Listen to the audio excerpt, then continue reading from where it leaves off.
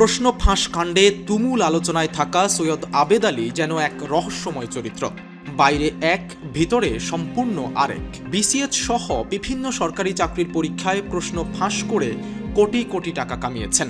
সেই টাকায় ভোগ বিলাসে যেমন মত্ত থেকেছেন, তেমনি দান করেছেন লাখ লাখ টাকা। অথচ তার আপন দুই ভাই থাকেন টিনের ভাঙা ঘরে।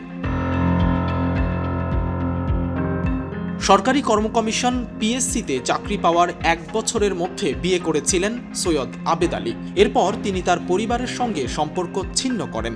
বর্তমানে আবেদ আলীর কোটি কোটি টাকা মূল্যের বাড়ি গাড়ি সহ রয়েছে বহুজাতিক কোম্পানি। অথচ আপন দুই ভাইকে সাহায্য করার তো দূরের কথা, খোঁজই রাখেন না। সৈয়দ আবেদ আলীর বাড়ি মাদারীপুরের ডাসার উপজেলার বালিগ্রাম ইউনিয়নের পশ্চিম বদলা গ্রামে। তার দুই ভাই ও এক বোন। অভাবের কষাঘাতে ছোটবেলায় ঢাকায় চলে আসেন আবেদ আলী। এলাকার একজনের মাধ্যমে পিএসসিতে গাড়ি চালক হিসেবে চাকরি হওয়ার পরেই আলাদিনের চেরাগ হাতে পেয়ে যান তিনি।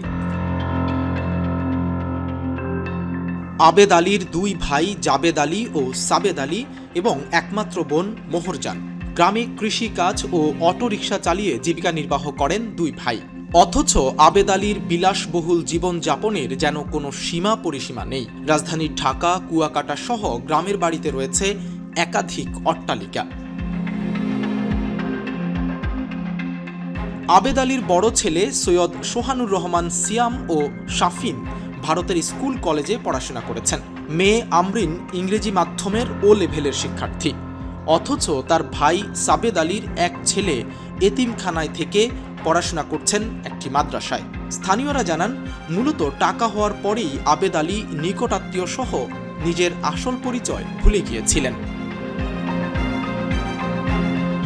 প্রসঙ্গত, সরকারি নিয়োগ পরীক্ষার প্রশ্নপত্র ফাঁসে জড়িত থাকার অভিযোগে সোমবার পিএসসির 2 জন উপপরিচালক, 1 জন সহকারী পরিচালক সহ 17 জনকে গ্রেফতার করেছে পুলিশের অপরাধ তদন্ত বিভাগ সিআইডি।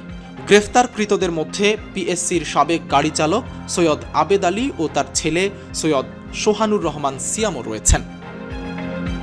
সাঈদ রহমান, কালের কণ্ঠ।